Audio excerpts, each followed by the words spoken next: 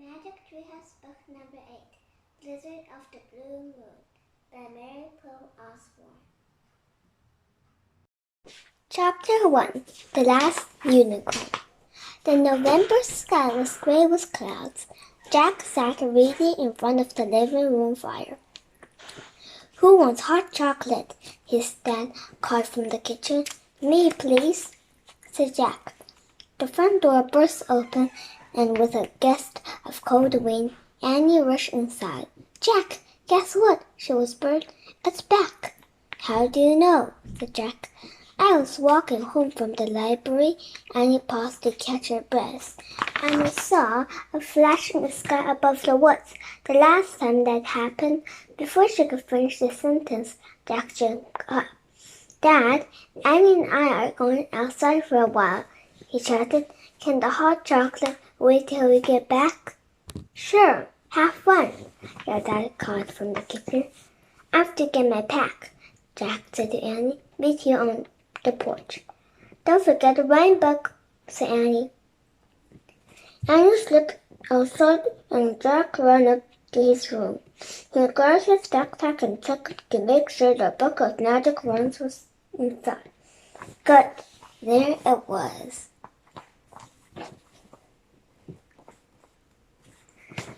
Jack charged back downstairs. He pulled on his boots, put on his jacket, tied a scarf around his neck, grabbed his mittens, and headed out to the door. "Come on," said Annie. Jack could see his breath in the cold air. "Brr," he said. "Let's hurry." Jack and Annie ran down the street and into the Frog Creek woods. They wove between the trees, their boots crunching through the fallen leaves. Jack stopped. The magic tree house was back. High in a tall oak tree, it was silhouetted against the gray November sky. "You were right," he said to Annie. "Good work." "Thanks," said Annie. She ran up the rope ladder and started up. Jack followed her. When they climbed inside the treehouse, Jack and Annie saw a book and a scroll of parchment paper laying on the floor. Annie picked up the scroll and wrote it and read aloud. "Dear Jack and Annie of Frog Creek, I am sending you on one more mission to prove that you can use magic wisely. This poem will guide you. The very last unicorn is now hidden well by those who have put him under a spell.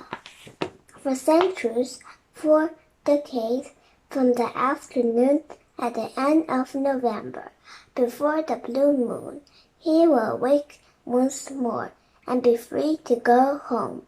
If you call out his name, divine flower of Rome, you must coax him to stand. Once his name is spoken, his chain will break, and the spell too be broken. Then a young girl must love him and show him the way, lest he be trapped forever on public display. If he loses this chance to rise and depart, all magic will fade from his horn to his heart." "A unicorn," breathed Annie. "I love him already. I'll show him the way." "But this poem is really hard to understand," said Jack. "What kind of research book did Morgan send us?" He picked up the book that had been left for them by Morgan le Fay, the librarian of Camelot. The cover showed a row of skyscrapers. The title was New York City Guidebook, 1938. "New York City?" said Annie. "I love New York City. Remember the great time we had there was Aunt Mallory?" "Yeah, I love it too," said Jack. "But why would there be a unicorn in New York City in 1938? A unicorn is an ancient, fantastic creature. New York is a real place, and 1938 is not even that long ago." "You're right," said Annie. "It sounds like a hard mission, but don't forget we have Teddy and Kathleen's magic rhymes to help us." "Yeah," said Jack. He pulled out the book. given to them by their friends Teddy and Kathleen, two young enchanters of Camelot. The problem is we can only use each rhyme once, and we've already used 7 out of 10, which means we still have 3 left. said Annie. What are they? Pull a cloud from the sky, said Jack. Cool, said Annie. Yeah, it is, said Jack. I'm not sure it will be much use. He looked back at the book. Find a treasure you must never lose, he said. Hey, that's a really good one, said Annie. The unicorn's a treasure. That rhyme could take care of our whole mission. But partly, Fritz, said Jack. You should call the unicorn a treasure. But once we find him, we have to lose him.